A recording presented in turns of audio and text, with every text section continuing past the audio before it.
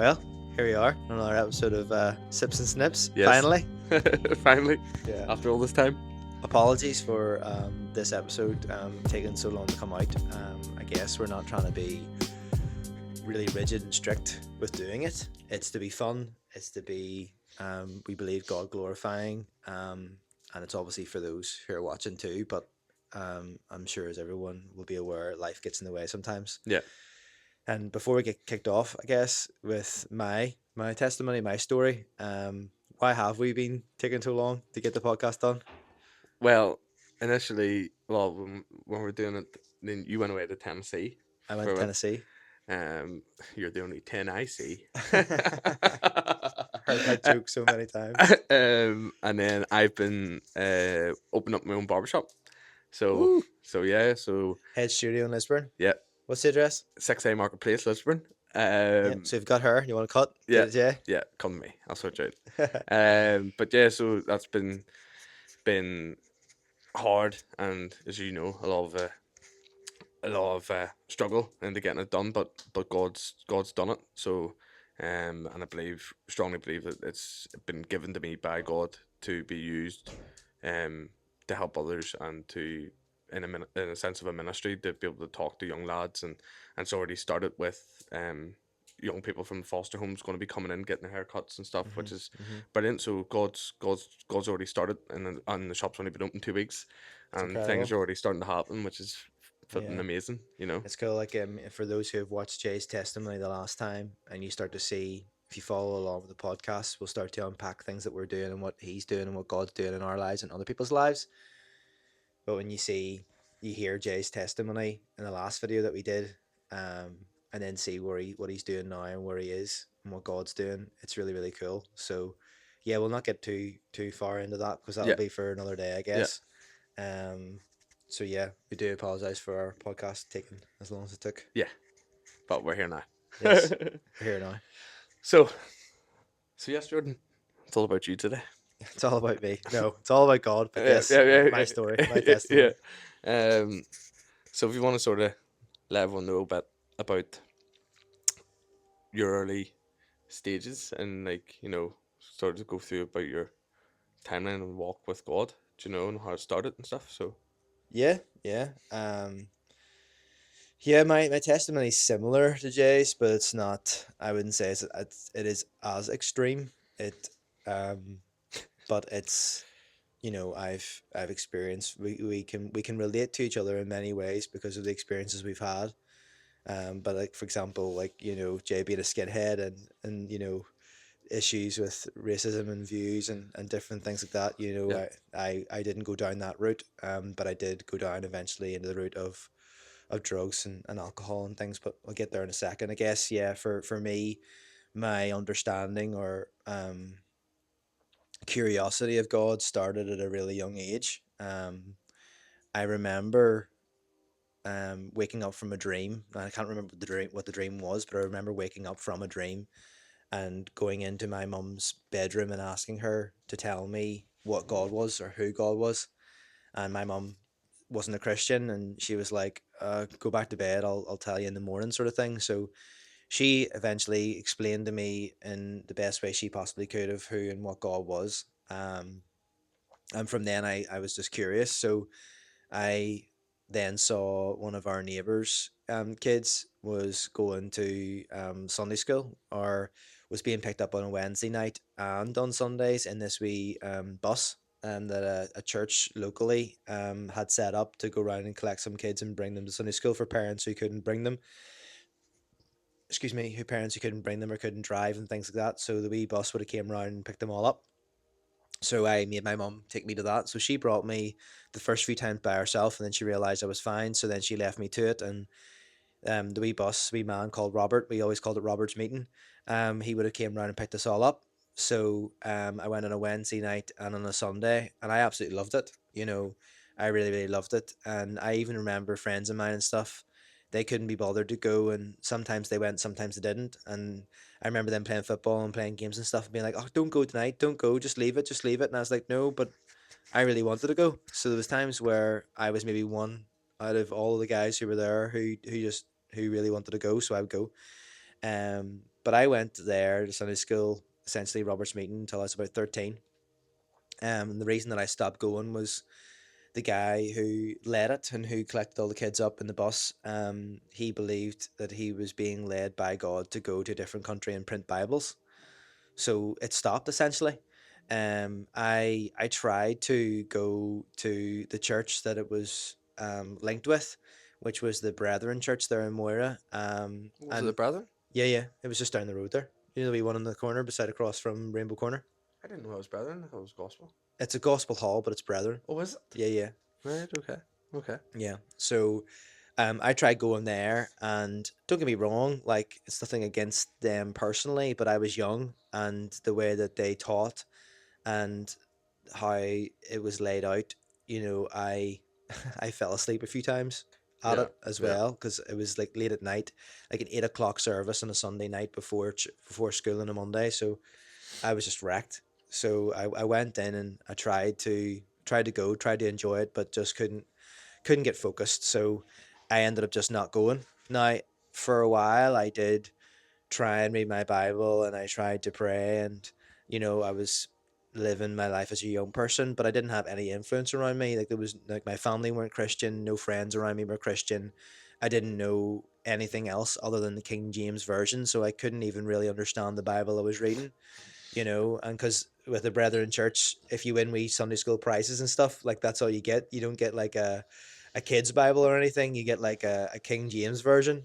Yeah. That's what they give out. That's Yeah. God's word. Yeah. Nothing else. Yeah. So that's what I was Especially going. being a kid trying to read ye thou, and that's like going what?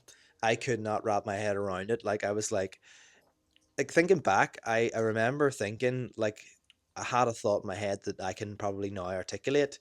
I was reading it and I thought God's word was so far from me, that I didn't have the intelligence, I didn't have the ability to wrap my head around it, that this is for adults, this is for intelligent people, and I couldn't really grasp it. Yeah. And I got kind of fed up with it because I couldn't really understand what Understand I it. was Yeah. reading. And and as I say, there was no one really around me to be like, here, Jordan, let's go to church, or why are you not going to church anymore, or pray over dinner, or anything like that. So eventually my Bible just sat at the side of my bed, and eventually got lost in amongst everything else. And, I just stopped going to church and stopped thinking about things of God. Now, I still had a heart to be a kind person and try, as society will say, oh, I'm a good person and I live my life right and I don't hurt anybody and all this different stuff. And I did, I tried it. I ended up like living Trying to justify. Yeah. that way and having that mindset. But I remember whenever I started going to school, I started obviously making more friends. And they didn't live in Moira, and I was really getting closer to them. And as a teenager, being rebellious in terms of arguing with your family all the time or your parents, whatever, me and my mum wouldn't have saw eye to eye growing up because it was just me and my mum. So we would have argued a lot, would have fought a lot, and and eventually I had this mindset that like my family have to be there for me because I was born into that life. And I almost felt as though, yes, okay, I believe they cared about me and they loved me, but maybe a part of them didn't like me. So it was like my family were forced to be there for me, but my friends chose me. Yeah. The friends who are around me, they choose me because they like me and they want me to be around. Yeah. So you almost have this sense of acceptance and accept a sense of like, I belong here, Yeah. and I've got these people around me who care about me. But really, what it really was like the same way that alcoholics have now. It was just having someone around them and as an excuse To and justify what they're justify doing. it, and Yeah. also like a drinking buddy. Yeah. Like when you take it all away, when you take all that away and strip it all back, do you know those people? Are you friends with them? And you're not really. Do you know what I mean? You kind of just go with the flow, and they're doing it, so you do it, and then you've got something in common because you both do it. Yeah. So that's the way it was. So you know, I would have been drinking quite often at a young age. Would have obviously lied to my mom and said I was staying at so and so's house, and but actually you're really out in the park getting drunk, or in Lurgan streets, and Yeah. drinking vodka and cider and all the rest of it. And then, you come home and your mum would know none the wiser. And then as I got older, I started to be more disrespectful, not intentionally, but just a lack of caring for myself and for others. You would drink, say, in your mum's house, and it would have got trashed or it would have got messed up, which wasn't fair on my mum. And because it was her house at the end of the day, and she would have got frustrated with me and annoyed with me because obviously I've just been drinking Yeah. in her house. And it was difficult for my mum too because she was dating people and trying to get to know people and stuff, and she would have went up and stayed in her boyfriend's houses. Was then it then allowed me space and freedom to have people around our house without her really knowing, even though she ended up finding out because of stupid things, ornaments missing or something in the wrong place or whatever. I know what that's like. Do you know what I mean? And you've tried to cover your tracks, and she freaks out, and then you freak out, like, not letting me live my life. You get to drink and have fun. Why can't I? And Yeah. all this here. And You're like 16. yeah, exactly. So you're 16 and you're trying to have all these parties in your house and all, like, and you're not trying to act like a big lad or anything. You're just trying to have a bit of crack, but you don't realize at the time it's like you're being really disrespectful. Yeah, it's like we used to say, like, 16, do what I want. And you think because you're 15, 16 years old, it's like, oh, well, I'm a teenager, I'm an adult now. Yeah, yeah, It's yeah. like, you know nothing. You know nothing, Jon Snow. Yeah, you absolutely know nothing at that age, but you think that you do, and you're trying to live your best life. And I guess even for many people now who are adults, they all they can really see is like partying or escape or holiday, whether that's drink, drugs, whether that's money, career. They're seeking something and they think that what they're seeking and what they've experienced is the best that they're ever going to have. Yeah. And I guess for me at that time too, that's what was in my mind. I was like, life is just about trying to have the best experience you can have. Mm-hmm. And whenever you have tried alcohol, someone somewhere's cousin, someone will be like, "Oh, here, he gave me a wee bit of weed. Do you want to try it?" And you're Yeah. like, "Oh, flip, yeah, I have, I've heard about that, but I haven't really tried it." And you try it, and you're like, "This is fun." Yeah. And then because you've had it, you've tried it, you want something else, and it's like that is the way of the world. You want the next best thing. You want this, you want that, you want this. And actually, maybe in a different conversation, we can talk about that. We were talking about that we briefly before Yeah. Yeah. about Christianity, and that's what people think. Even in Christianity, they meet Jesus. They have their life is changed, and they're living a life with him. But then they're told by other people that there's you haven't experienced that yet. Oh, have you Yeah. not seen this yet? Oh my goodness, you're missing out on that. Have you not done and it's like, no, that is not the way Yeah. of the Christian walk at all. Yeah. But it's also not the way of life. There's so much more to life than the drink and the drugs and the partying and everything else. And you know, as I was saying, you strive for the next level, and that's where I was at. I was like, oh, I've tried weed, and now I want to try this, and then you're talking to your dealer who gives you your drugs every week, and he's like, oh man, I've been giving you this for a wee while, but if you tried this, Yeah. and he gives you a wee sample, and you're like, oh, that's really was pretty good, Yeah. whether that's speed or whatever it is, and then before you know it, you're saying to yourself, I remember actually saying to myself in one of the house parties and all, people were sniffing stuff, and I was like how does that even work? I was like, that's not logical in my mind. What is sniffing something going to do for you? Yeah. Like, how's that going to make you feel good or make you feel me? And I was like, so I wasn't interested in it just because I didn't think it actually made you feel that good. I was like, this is kind of stupid, people sniffing stuff. Yeah. And then one day I tried it and I was like, oh my word, I feel incredible, and you're like, Yeah. and then so then you're hooked. Yeah. It's something that you want to do every Saturday, every Friday, and then like myself, it can be like during the week, and Mitch and going to tech or calling in the sick to work, and you're like, I'm just going to party with my mates instead, and you're down this rabbit hole, and that's essentially where I was, down this rabbit hole of drinking, drugs, and partying, and girls and different things, and you know, moving out of my house was probably one of the worst things I did. I moved out of my mum's and I moved into Marilyn and then lived in a house in Marilyn for a good while. And, that was just total freedom, in the worst sense you could think of. I was living in a house with a guy who was my boss, who was paying me cash in hand for gardening, and I paid him buttons to have a room, and he allowed me to have people around if I wanted to, as long as the place was tidy whenever he came home, or Yeah. as long as they were gone whenever he came home. And there's a couple of times, and he's also said, don't have anyone in my room, that's fine. So that's the way we try to do it. And look, obviously, a few times that didn't work out. People did stay, and people did stay in his room, and he flipped the lid and stuff, and it wasn't a good place. Like even in the hallway and stuff, like the house was all like half burnt. It was like a half burnt down house, and I was living in a wee room upstairs. And I just remember like nearly 50 odd people being in the house like at different Oh, points in time. oh, And it just destroys you. You're like, this is disgusting. And like you remember, like I look back and I'm like, neighbors would have came to the door and been like, look, can you please keep the noise down? I've got a child or whatever. And you're like, oh yeah, yeah, I'm really, really sorry. And you turn the noise down a wee bit, but because you're high and and you're because on it. you're drinking, you don't think, you forget, and like 2 seconds later they're gone, Yeah, and tunes back up again. tunes are back on again, and you forget about it. And like I think for me, like that whole scenario, like whenever I had finished, like the next day after it's all done and dusted, yes, okay, you do feel low and you do feel bad, and you're like, oh, this is awful. Why did I do that to myself? But I had so many arguments with God in between those years, Hmm. shouting at God and arguing with God. Why am I here? Why are you allowing this to happen to me? Why this couldn't be all there is of life? Why this, why that?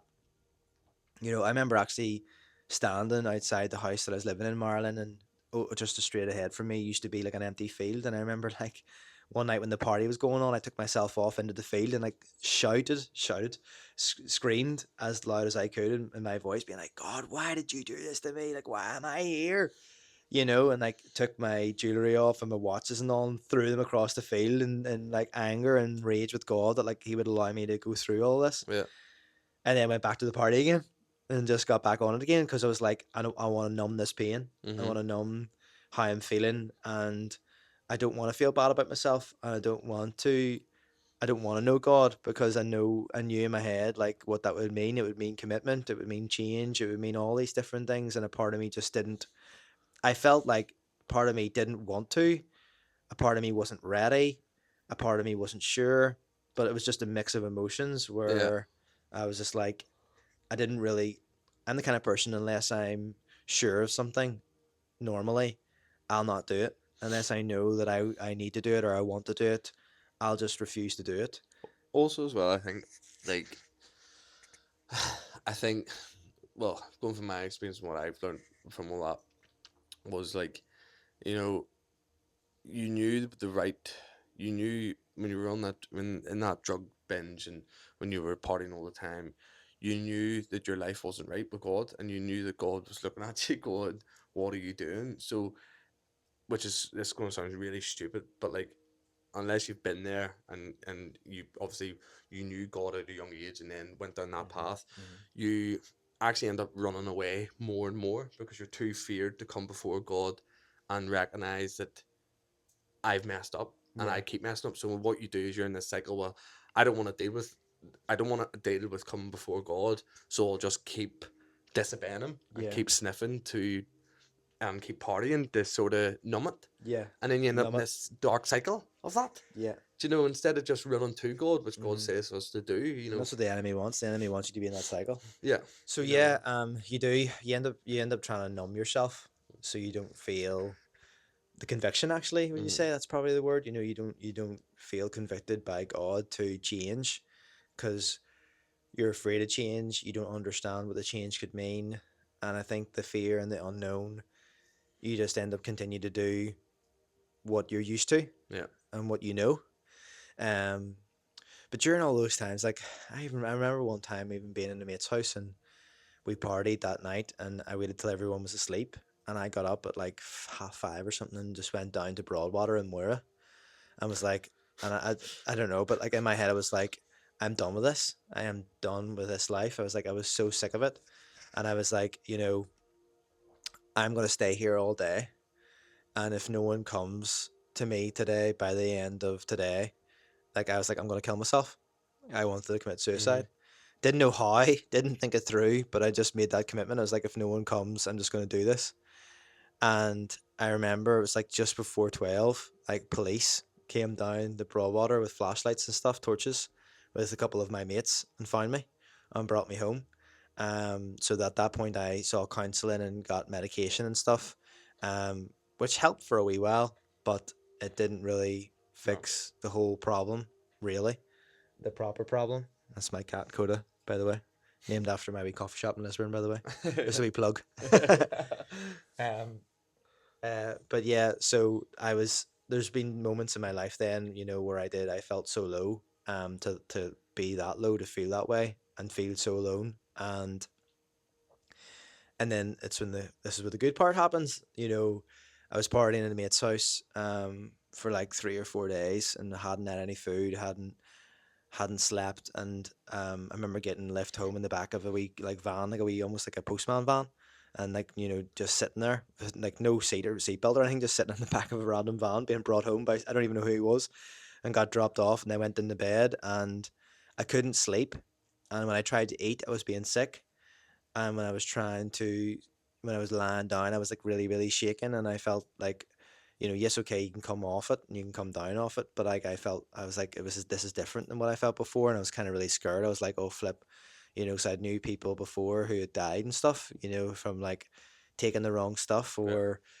so I was just panicking, thinking, oh, this is me, Yeah. I'm gone, I'm dead, and I just said to myself, do you know what, like if I do come off of this, if I do come through this, I need to have a serious conversation with God. Yeah. So I used to pray when I was younger, looking out my bedroom window. And when I looked across my bedroom window, I could see like this church that I used to. Well, not I didn't even go to it. I just saw a church. It was the only church I could see in my vision, my line of vision from my bedroom. And for some reason, I would just look that direction as if that was my focus, Yeah. on God. And I prayed a prayer. Now the prayer was just a conversation with God. It literally was just. It wasn't like, oh, God save me or anything. It was like I just sat and reflected over my life, and I remembered moments when God protected me. Like when I was younger, I got hit by a car and all when I was 10, by like a Land Rover Jeep, and I was bedridden for like 2 weeks, and I could have killed me. I could have died. And whenever I was on my feet again, I flew off my bike at a really, really steep hill and smacked my head off the ground, and that could have taken me out again because my head was already damaged Yeah. at that point, you know. Like whenever I was younger, the Mora bomb like blew up like my part of my house and all Oh, around the I. back and stuff, and like my mum said there was like shards of glass, like an archway Yeah. over my bed. There was no glass on the bed. There was just an archway of glass around me, almost. It's like a hedge of protection, almost. And like, you can believe these stories or don't. You don't have to believe them. Like, um, it could just be exaggerated or not. I'm not 100% sure, but that's what I was told by my mum. Yeah. And they're the experiences I definitely had. Like, I definitely got hit by a car and I definitely had those experiences. And for me, I believe that that was God. Yeah. You know, those who are watching might think that wasn't, but I think it was.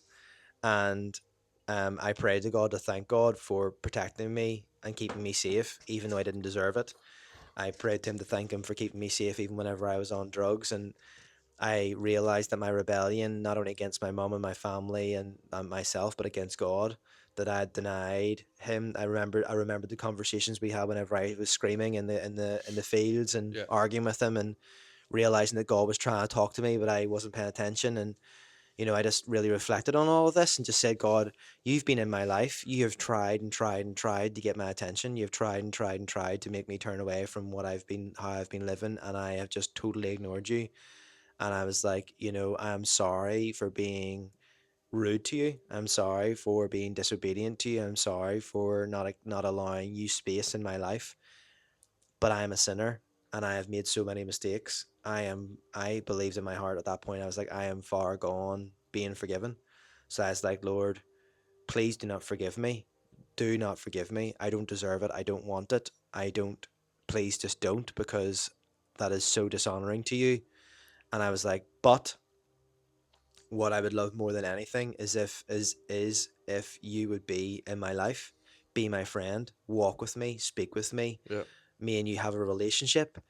But when I die, we part ways, and I go to hell, and I deserve it. I will be the happiest person in the world if you just lived with me but didn't forgive me. Mm. And In that moment, I turned away, and that was my prayer finished. And so essentially, I was asking God, be my friend. Yeah. All I want for you is for us to be friends, for me to know you and you to know me. But that would be it. And I turned around from praying and was going to get back into bed, and I saw this book on the floor called Purpose Driven Life by Rick Warren. And I haven't read it all, but it was a friend of mine, Wilson Archer, who gave it to me. Yeah. And I don't know why, I just felt as though lift it up, open it. So it's like, what's the harm? So I sat in my bed, lifted it, opened it, and I opened it at chapter 11, and the chapter was called Becoming Best Friends with God. And I started reading a wee verse in Romans that talks about being reconciled and being brought close to God and having a friendship with Him. And in that moment, I just broke down in tears. Yeah. Like, it's like the thief on the cross. He didn't ask for forgiveness. He just asked to be remembered. Yeah. And I wasn't thinking that whenever I was praying. I was just being honest. And God heard my heart. My heart was more authentic in what I said than many others who say, "Oh, I've said the prayer. I've prayed a prayer in church and nothing happened." I asked God into my life and asked Him to save me, but nothing ever happened. And it's like, because you were just saying words, your heart didn't mean it. You weren't genuinely seeking Jesus. You weren't genuinely wanting to know God. Like, I wanted to know God, but didn't want forgiveness. And God was like, "Well, because of your honesty and your authenticity, you were being saved without even knowing you're being saved."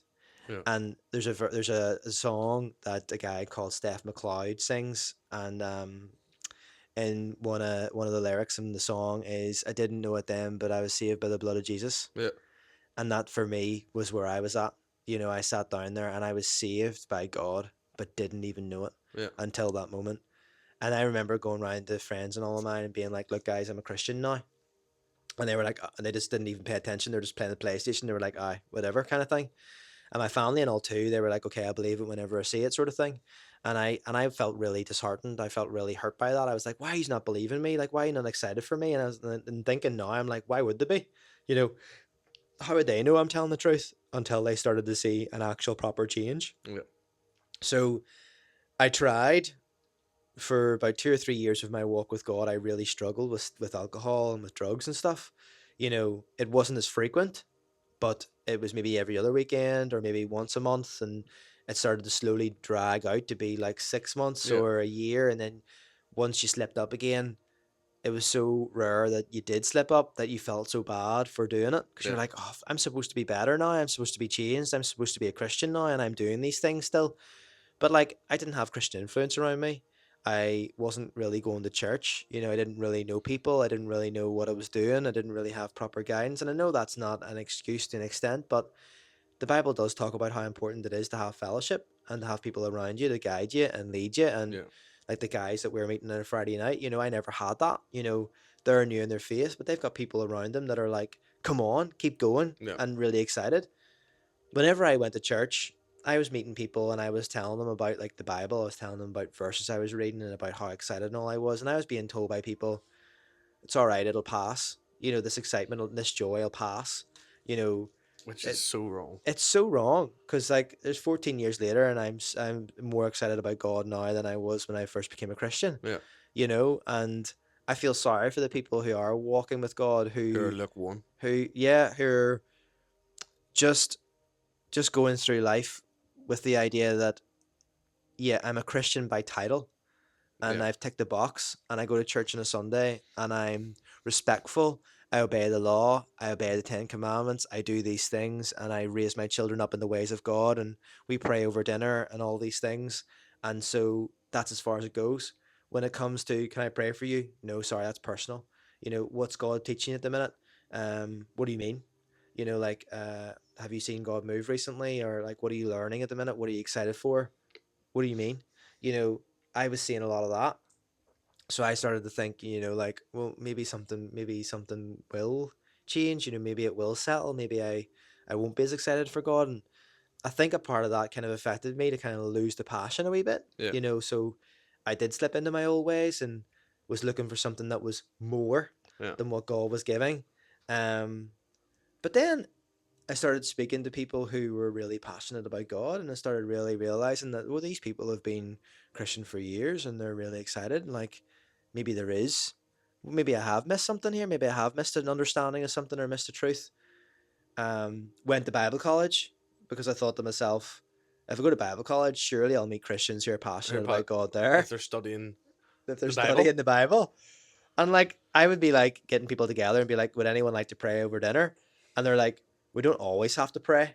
And I'm like, no, we don't, but you have the utmost privilege of praying. Yeah, What are you talking about? Do you know giving what I thanks mean? to Just God. pray. Yeah, Like it doesn't even need to be a big sermon. All you need to do is say quick thank prayer. you for this Yeah, food, but thank you just for us yeah, gathering, and we recognize you in this moment, and we thank you for it. We don't yeah, take it for granted, you know. And nah, they were all over the place, and so I just what really hit me was like it doesn't matter who you are, where you are, what's going on. People will be in different levels and stages of life. I was speaking to Max about this the other night, one of our friends, and I was saying like it's like the gym, you know, the church and the walk of Christianity is like when you join a gym and you get really excited about losing weight and you're on fire and you've got a diet and you're going strong and then you see people in the gym who are stronger than you and they're further on in their gym journey and you're like, oh, when am I ever going to get there? You know, and you start to lose passion because you're like, I'm not there yet. I'm not that strong yet. I'm not that fit yet. So then you slip up and you get a pizza and stuff because you're like, what's the point? I'm never going to get there, you know. And that's the way we are. We can be spiritually fit and spiritually unfit, but we're all still human. yeah, And just because someone else has been on the journey for longer, who have the six pack and they're fit as a fiddle, you know, and you're only starting, doesn't mean you're not going to get there, yeah, you exactly. know. And we need to keep going and we Yeah, need to keep our focus and we need to keep the diet alive, mm-hmm. and that the diet is feeding on God's word. It is going to the gym, which is church and fellowship, you know. Encouraging words when people are shouting over you and motivating you to train hard, that's prayer, Mm-hmm. you know. So you can reflect and compare the two together side by side. Well, it's like as Jesus says the what he says about him being the vine and us being the Yes. branches, and Yeah. that at the end of the day, if you take yourself away from the vine, then you're thrown away, do you Yeah. know? And you have to, I think, you have to make a decision to sometimes, as you're saying about the gym, to force yourself, even if you don't want to. You're feeling really tired and down. You're like, right, I need to go to the gym, You need to and get your steps in. you force yourself to do it. Yeah, It's yeah. the same way as like even if you had a bad week, you need to like for some of our group on a Friday and church on a Sunday, you need to sometimes if you're having a low week, you need to force yourself to keep amongst it because Yeah. once if you keep doing that, you'll have that breakthrough Mm-hmm. from it, and Mm-hmm. you go and you always feel better afterwards, no Yeah. matter how bad your week was. You know, no matter how many times you slipped up or how many times you made a mistake, as soon as you come to that group on a Friday or go to church on a Sunday, you come out after going, I'm so happy I done it. You never once go to church and come out or have a gathering with people and come out of it going, oh, I shouldn't have done that. No, you Do you don't know? feel bad about it. No. And I mean, like statistically speaking, those who read the Bible, even if they're not Christian, if they read it for a longer period of time, so if they read it once a week, or compared to someone who reads it three times a week, compared to someone who reads it five times a week, and even if they're not Christian, statistically speaking, it's proven that there's less violence, Yeah. there's less sadness, anxiety. Um, they feel more motivated, driven, passionate, loving to those around them, and they're not even Christian. You know, come and then what's it going to do for those who are Christian? Yeah, You exactly. know, and the Bible does say that God's word is active, alive, and breathing, and it's sharper than a two-edged sword. Mm-hmm. You know, so I believe and we believe that God's word is not like any ordinary book. It's a breathing and alive book, and the Spirit is in there in us and wanting, and God is wanting to have a conversation with us. Yeah. And you know, I love Bible college. I learned a lot. I learned a lot more about my personal walk with God than I did about theology in a Mm-hmm. book. You know, I learned more about that, and I grew stronger in my faith and my understanding, and it was a real foundation for me. Obviously met my partner there, and my wife Lucy, and you know, and I learned more about coffee and stuff whenever I was in Bible college, which stemmed into now having my business, which we can talk about between the two of us at a different point, you know. And but yeah, looking back now, you can kind of see the wee stepping stones that led you to where you are. Those Yeah. wee coincidences that aren't really coincidences; they're God opening and closing doors. Yeah. Whenever you're following and walking with God, he opens things for you. He makes a way for things to happen. And if you're not stubborn in your head to say, I want to be a doctor and that's what I'm going to be, and I'm going to work towards being a doctor regardless of what happens. And then God saying, well, I don't want you to be a doctor. I Yeah. want you to be a social worker, or Yeah. I want you to be this. And the doors keep on closing for you to be a doctor. And you're like, God, why are you not letting me have this? I'm working so hard for this. And it's because God is saying, that's not what's going to bring you joy. First of all, I'm going to bring you joy, but I'm going to lead you into something else. Yeah. And it's not going 100%. to be this, you know, and we need to remember to be open and willing. It's like that verse, you know, we can plan our future, but it's God who directs our path, Yeah. Well, you know, who that's directs our steps, well. who It's like, guides our steps. where's it? Where? This is terrible. I don't can't remember where this is now. I've read that many books in the New Testament. No, I can't figure out what it is. But it's where it says about the two men going into the city, to go and start a business, um, and they failed, but because they didn't put God at the center of it. Mm-hmm. Do you know what I mean? And Mm-hmm. it wasn't God's planning. It was they forced this to happen, and then it failed because that's not where God destined them to go. Yeah. And it's a bit like, when I moved over back from London to here, all I thought about was like, I'm going to open up a shop. I'm going to open up my own business. And then I lost that because I was like going, nah, do you know what? I need to just focus on my relationship with God. Mm-hmm. And I didn't even think about having a business at all. And then my Mm-hmm. uncle came up to me and said, "Yo, here, Unreal. this is units free next door." Mm-hmm. And I was just like, and it was the same price I'm paying for a chair rental and a barber's. And I was like, Mm-hmm. well, this is a No no brainer. brainer. I know. And I just felt like God's going, this now, because you haven't put your focus on that, Mm-hmm. but because you put your focus on me, now I'm giving you this. Mm-hmm. And it's like, seek the kingdom of God first, and everything else will I be was granted to you. literally thinking that verse before you said Oh, it. Yeah. Oh. Christian telepathy. Yeah, I know. Prophecy. Yeah, yeah, but yeah, You know, yeah, it's cool that that's how it works. You know, it's a paradox. You know, Jesus says, you know, give up your life and you'll have life. You know, if you're willing to give up everything that you have for God, you actually are given more. yeah, You know, it's like that um lesson of the talents. You know, God gives, or not God, well, it's a parable, like, but you know, these three guys get given, one gets one gets five, one gets 10, yeah, something like that. yeah, yeah, You know, whether it's gold pieces or whether uh, that's actually yeah. talents, And abilities. one buries it. One buries his and the other two double theirs. Yeah, um and the farmer or the man who's given the gifts come back and say, what have you done with what I've given you? And they say, well, I doubled mine and I tripled mine, and well, I buried mine out of fear. And it's like, you know, essentially we have to use what God has given us to glorify him. amen. And when we are willing, when God entrusts us and we actually use what we have for him, he is then willing to give us more. Mhm. So we have to give up and just trust God, Yeah, you know. um, But yeah, that's my story to that point, you mhm. know, from giving my life to God and to roughly ish where I am now, and what's Yeah. kind of So going on. with all that and everything that you've been through, what's one thing that you would a message that you would give to people going through their walk, or you know, um, Question things. yeah, or question things if they haven't made that decision yet. Do you know? Yeah. um Jesus is real.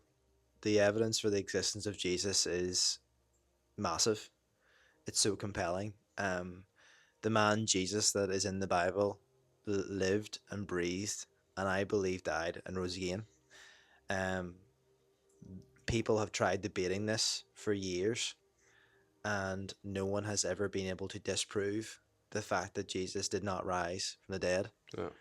Um, that there is a guy who does like cold case podcasts, and he used to be a cold case detective. So he uses certain tools essentially to prove or find murderers, Mm. or you know, find the answer to mysteries of where people have died or have been missing and have been lost for years, where the cases are closed and they're cold cases. He opens them up again and he goes through them, and he has been very, very successful in what he does in finding killers and things. And he uses the same tools with Christianity, with the cross. And he says the evidence is compelling that Jesus did die and rise again. Now, I'm saying these things because there's going to be people out there that are like, oh, that's a load of rubbish. You know, it's just a myth. It's just a myth. He's just a man in the sky. But Jesus actually wasn't. He was not a man in the And sky. historically was Historically, here he on was earth. historically he was here. There's proof and evidence that he was here. There's proof and evidence to say that he died and that he rose again. And if you are anyway intelligent and have patience to go and look for this yourself, you will discover that that is 100% true. Mm-hmm. There's a story called "The Case for Christ," and there was a man who was a journalist, whose wife became a Christian when they were both atheists, and out of fear for her being deceived into a cult, he took time to go and research and discover and find out whether or not Jesus actually did rise from the dead. Long story short, he came to the conclusion that the evidence was so compelling that he had no choice but to give his life to God. So, for those who are listening, what I would say is go and research Jesus for yourself. Yeah, go and read the Gospels. Go and read the Gospels. Go and search science. Go and search history. Go and look into it. There's a Roman law at the time. This is also evidential truth. It's fact. There's a law in Roman law at the time of Jesus that stated that if any man was caught tampering with a grave, he would be put to death. And um and I thought that was amazing.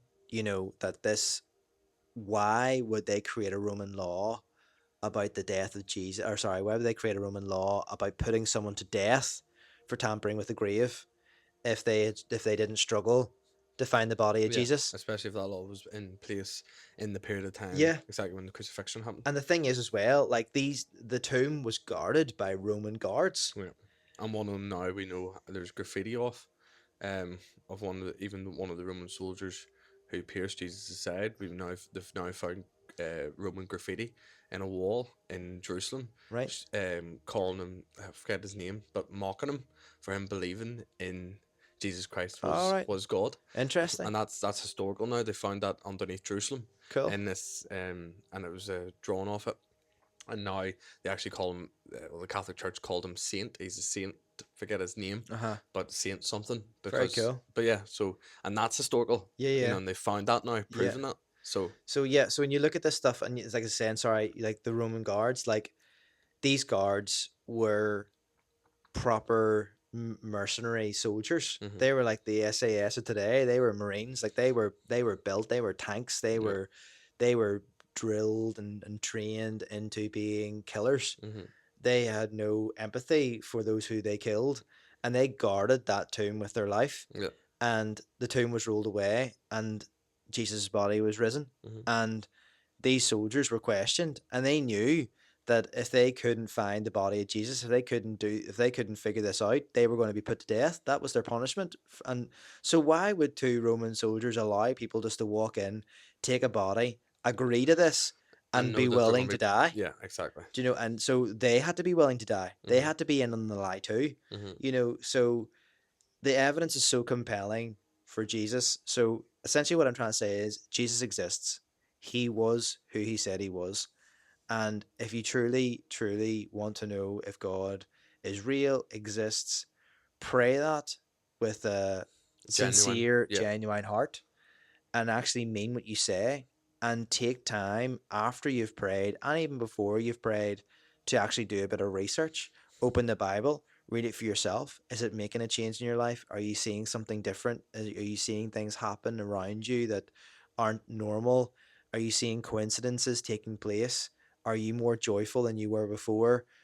And when all these things, which will happen, start to happen, you then realize maybe there's more to this Jesus Christian stuff than exactly. Because in evidence alone, like as I say, people who try and say, "Ah, God's not real," and blah blah blah, and I'm going, one, they've never read the Bible, right? Two, they've no. never given it a chance, and three, I think it's a fear knowing that if they, I think deep down inside they know God's real, Yeah, and they're scared because yet again going back to what we said earlier on, because of their lifestyle is not living according to the word, exactly. and so instead of turning and recognizing, all right, there is probably a chance here, um, and they're scared of their life changing in such a dramatic way, which has happened to us, they're like, "Oh, it's not real. I don't want to listen to it."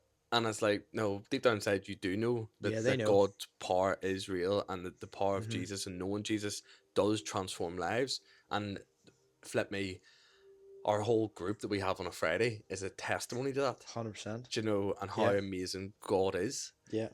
So yeah, No, it's so true, and it's like you're saying there that everyone knows. Like the Bible says that all mankind was born with an understanding that God exists, and that they are without excuse. Yeah. Even creation cries out his greatness. Yeah. You know, when you think about it, you're in a ball that is spinning so fast, going around the sun so fast, and science itself is so amazing, so mind-boggling.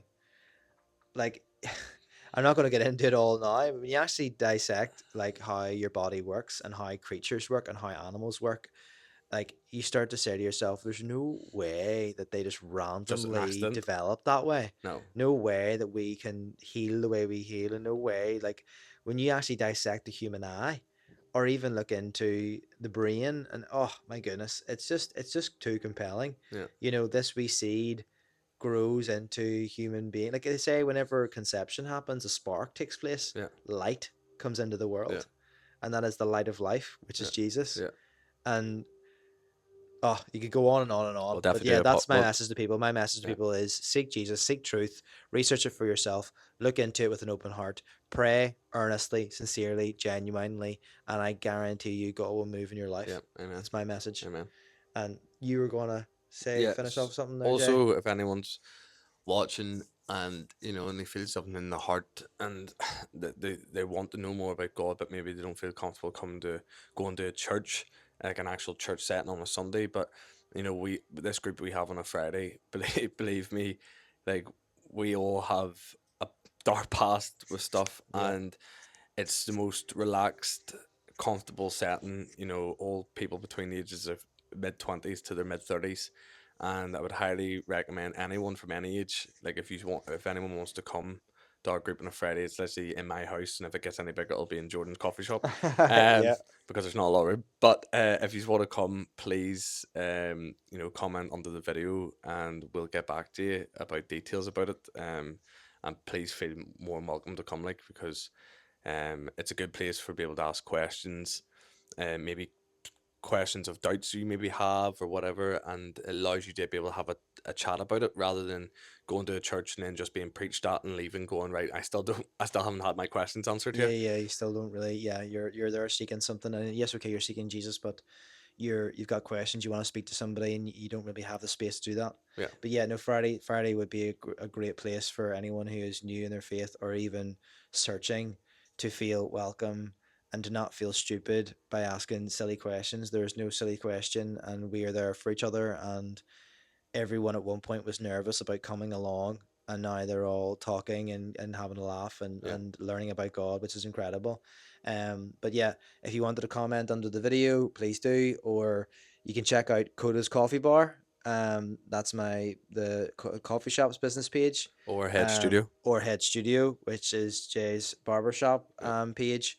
Loki's Coffee, which is another Instagram page. They're probably the three best places to catch us on, without giving out our personal information here. So yes, yous are all welcome to come and join us. We don't have it all together. We don't know the No. answer to everything. We're just doing this because we care about people. We care about you who's watching. We want you to hear our story, and we want you to hear other people's stories. So yeah, continue to seek God, and see you in the next one. Yep. Bye bye.